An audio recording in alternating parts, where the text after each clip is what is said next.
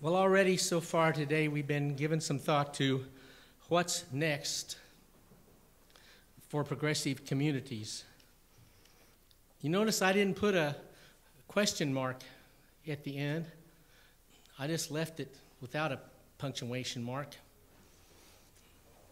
I thought, well, maybe some of us could do some predicting of what's next. And if we can identify what it is, maybe we can start doing some of it. Many of us are parts of this congregation because we've come from different streams of life. Some people found a place here.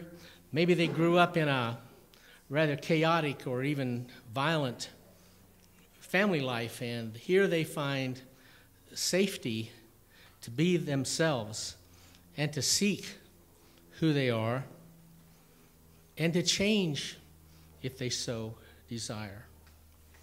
Some people have come here from the stream of churches that were rather rigid. Roles and rules and rituals seemed to define what went on. And they found a place here of freedom and acceptance. Some have come here because they found a sense of friendship and shared values.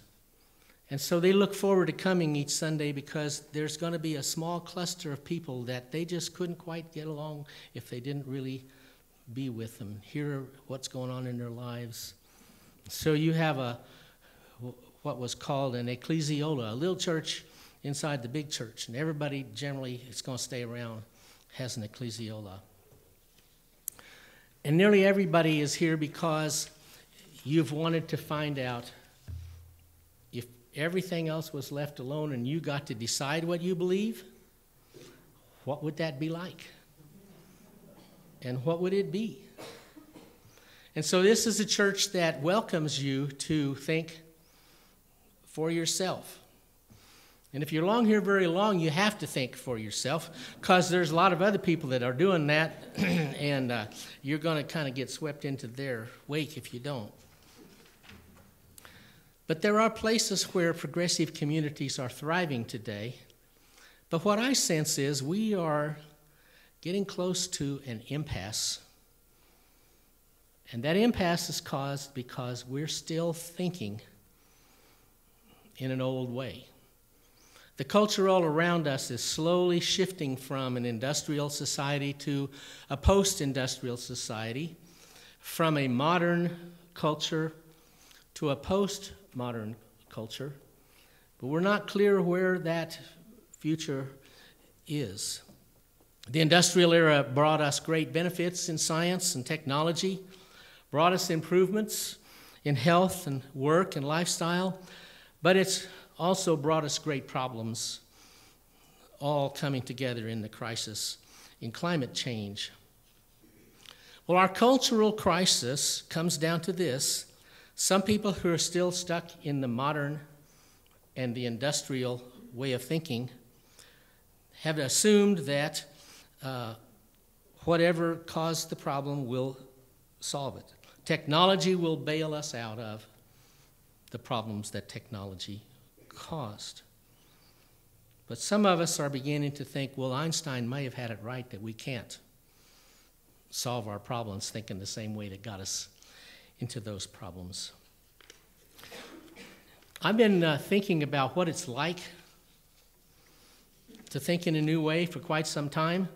As I look back on what were the important times in my life, I go back to a time in 1965 when I was a student at Harvard Divinity School, and I was also a part of a program, an after-school program for children in Boston's South End, one of the poorer areas of Boston.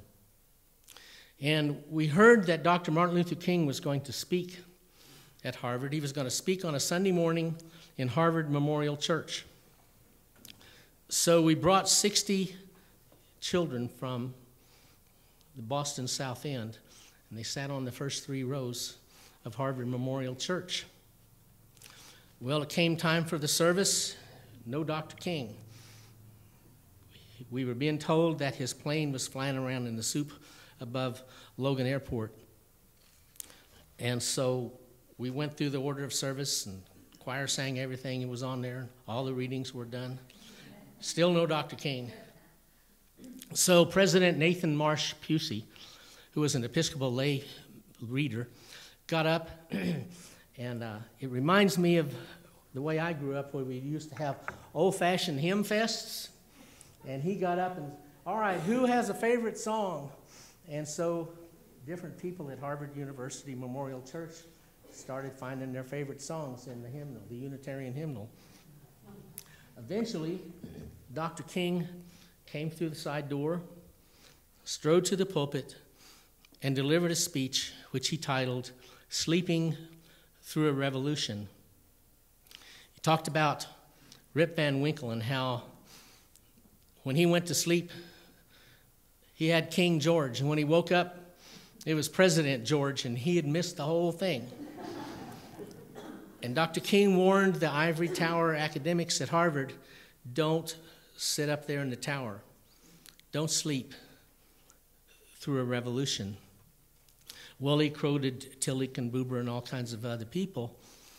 But I was driving the church van home with some of the children, and I was talking to him like, well, so you saw Martin Luther King, right? Well, anybody remember what he said? One little girl says, yeah, he said, don't sleep through a revolution. What do you mean? Well, big things are changing, and don't get left out. So the more I thought about that, it had a profound impact on me. And I realized one of the ways that enabled him to lead a worldwide revolution is he could speak to Harvard academics and little kids from Boston South End using the same words at the same time and space. And it affected me profoundly, and I thought, by golly, if I'm going to be a minister, I'm going to learn how to speak so little kids and academics and everybody in between can understand what I'm saying when I say it. Because the rest of society is so compartmentalized that little kids can only understand certain things, and you have vocabulary for them. Academics, they read their scholarly journals, and everybody else in the middle reads something else. And I thought, change comes when you take those compartments and throw them away and see what happens when everybody hears the same thing. 4 years later, Dr. King was assassinated, and I made my way to Atlanta to be a part of the memorial service for him. I and about 500,000 other people. Well, they had a service in the church where he preached, and they were going to have another service across town at Morehouse College, where he was a student. This crowd was so big that the entire path all the way from the church to the college was full of people, and we were all just standing there. But what happened was people started singing just spontaneously, and some of the civil rights songs would be sung. And I can remember hearing all the people around me singing "We Shall Overcome." And then a little farther ahead of me or a little farther behind me, I'd hear "Amazing Grace." And I kind of liked that song, so I'd back up until I got with the Amazing Grace choir. And I was standing there, and I looked around, and on one side of me was the actor Sidney Poitier, and he was arm in arm with the singer Eartha Kitt.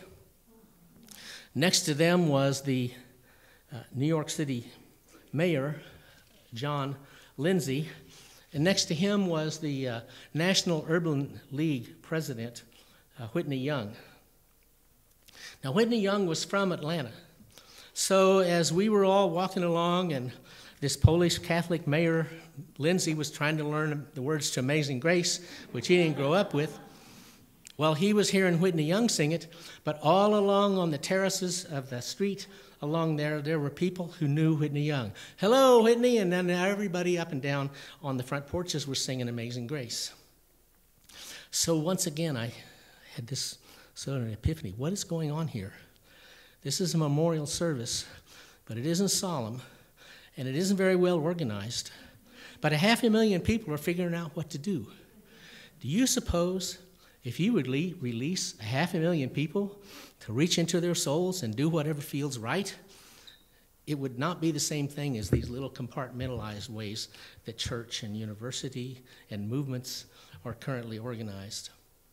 So there again, that was a transforming experience for me.